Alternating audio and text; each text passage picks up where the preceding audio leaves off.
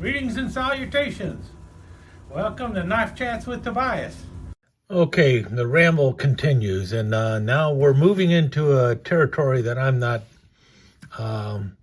known for, I think. I'm more of a traditional guy, there's no doubt about that. I'm not even big on the modern traditionals, but I need to do a video on that eventually, or another video on that, because I don't believe there's such a thing as a modern traditional slip joint. It's just a natural evolution. Going all the way back to the beginning of time. It's like the knife has evolved in small increments, but there was kind of an explosion in the last 40, 50 years in knife design, and a lot of that had to do with computer technology, the ability to share information on the web, computer-aided design, new manufacturing techniques, and all sorts of other things. And that even leads to the modern folder. I've mentioned before that I think just about every modern folder out there can be traced back to the Buck 110, with the locking blade. Big single-bladed knife, folding hunter with a lock blade. Of course, most of the ones you're going to see today use a liner lock instead of a lock back, because the liner lock, I wonder if people think that the liner lock is something new. Hopefully not. Anyone who's seen a Cub Scout night knows that liner locks have been around for a long, long time. Matter of fact, I think it was first patented in either 1895 or 1905. So while you see it on a lot of knives, it was not a favored type of lock. I should talk about a knife, huh? Well, let's get this one out. This is the one I showed before. This is the Rough Rider Bullfrog. As you can see, I removed the pocket clip. Here's a one-position pocket clip. This is the first Bullfrog, and this one had a name, and let's see if I can read the number here. Yeah, I'm going to be all over the place. The 2258 Bullfrog. This was the one with the black and green G10 covers on it. And as you can see, it is a liner lock, and that's what I was talking about a minute ago. Let's see if I can zoom out now and not lose focus. Okay, as you can see, it's a liner lock, and it works pretty well. A lot of lefties complain about liner locks, and I don't know if that's, or at least a lot of people think of it, but it is a little harder for a lefty to manipulate the liner lock, but it is possible. As you can see, I'm lefty, and lefties learn. It's funny when a liner lock shows up for a righty and it's backwards, they seem to howl louder than the lefties do about what they've been dealing with all along. But anyway, neither here nor there. But this is one of many Rough Rider modern folders that I'm going to talk about, and these all have, I think most of them have some kind of spring assist and opening. And that's one of the big things about a modern folder, is it'll have spring assistance. But what I was mentioning before, though, is the liner lock has been around for a long time. The reason liner locks were not that popular is because liner locks fail more often than a back lock will. There's been many a test to show that a back lock is stronger than a liner lock, and so that's why it's not as popular as people think. And same thing with frame locks. Even frame locks can fail. I really don't like frame locks, though. This is not a Rough Rider. This is a Colt, but throwing it in here because, well, this is a Colt that was made under license by SMKW. This was a Rough Rider, also a SMKW house brand. This was licensed from Colt, or SMKW had the rights to use the license from Colt when they were making this knife. It is one with a thumb stud, And this one is not spring assisted. It is just a gravity feed. You got to flick it out, and it does work fairly well, but it doesn't work that well from behind the camera. You can also see it as a flipper. I like a flipper over a thumb stud simply because I have better ability when opening, especially when the knife is a frame lock, because as you can see, my thumb is resting on the lock. Now, a lot of people think frame locks are better than liner locks because you've got a bigger chunk going across. This one at least was made the right way. Notice how the cutout is on the inside. I like that much better. And but it is very strong, and I have to use both hands to close it. I don't have that kind of problem with liner lock, so I prefer a liner lock for a number of reasons over a frame lock. If you notice, there is a problem with this knife, and it had the same problem that this one has, a one position pocket clip, and that is something a lot of people do not like on modern folders, one position pocket or pocket clips. They want that clip to at least be reversible so you can have either tip down or tip up carry.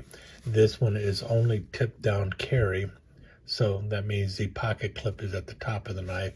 If it was tip up carry, the pocket clip would be mounted here facing the other way. Anyone familiar with modern folders is already aware of that. But the thing is this is really designed for one type of carry, and that is right hand tip down carry.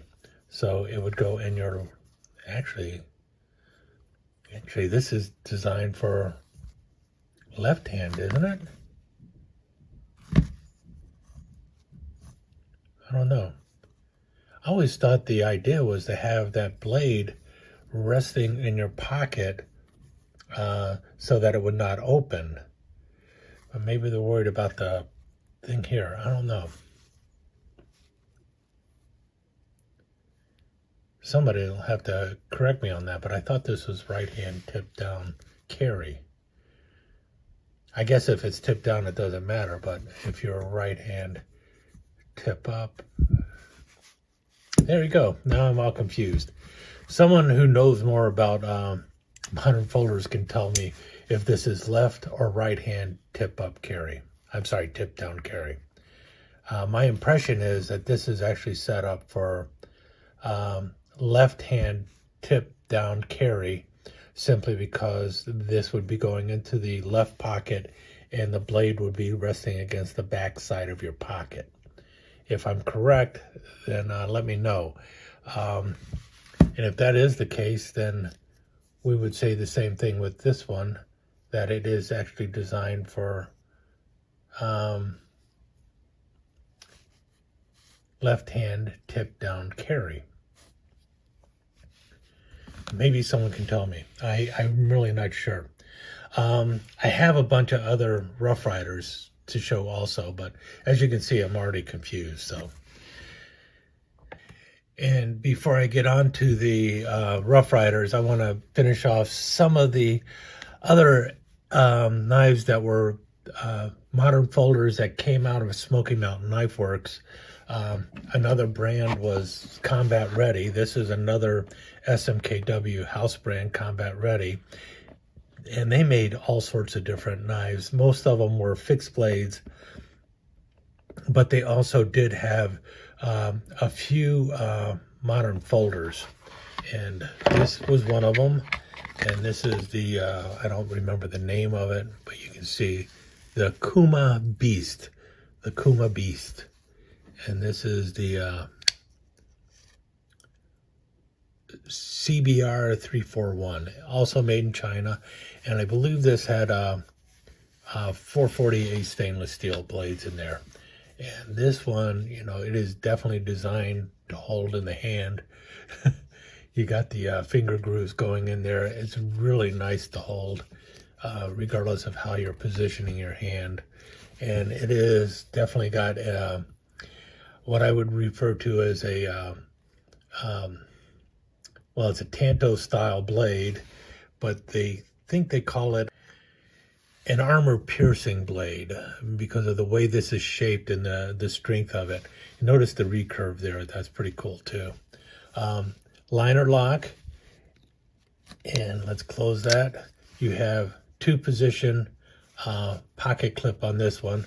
Both of them are designed for tip-up carry, and this is obviously set in the pocket for, if I'm correct in the way I'm thinking, this is designed for right-hand tip-up carry.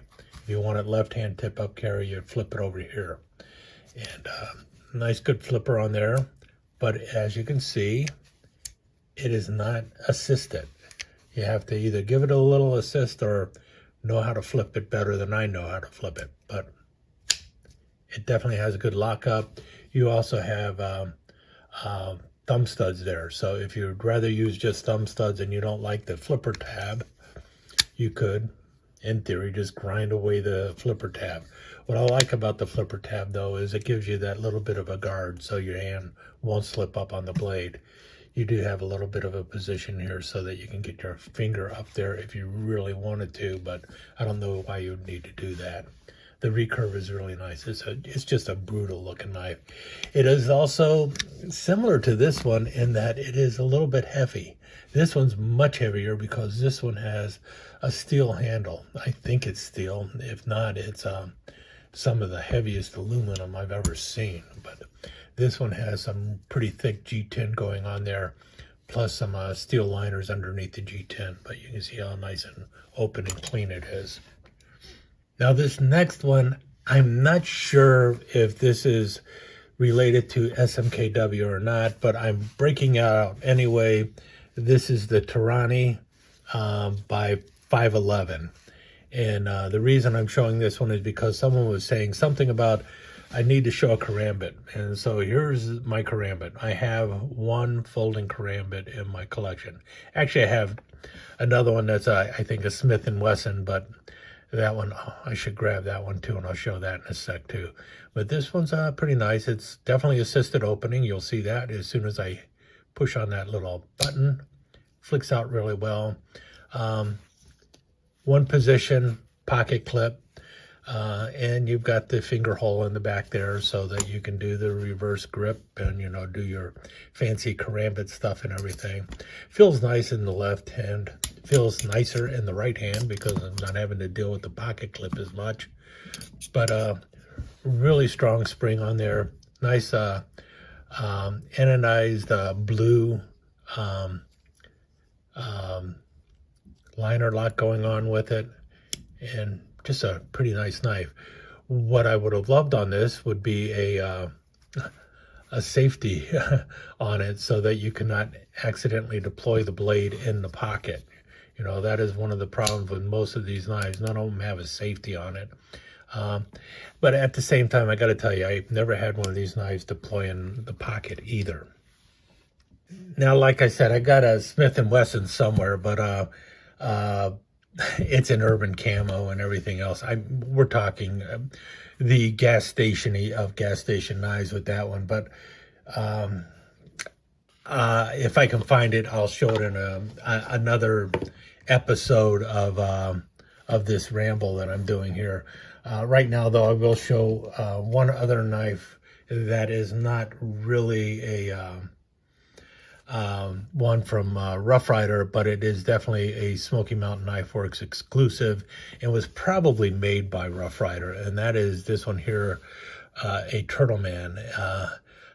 This was the, I don't remember what the name was this, but it's Turtle Team on their side, and see Team Turtle there, and it's done in the Turtle Man camouflage, which I really like this camouflage, and this one is pretty slick.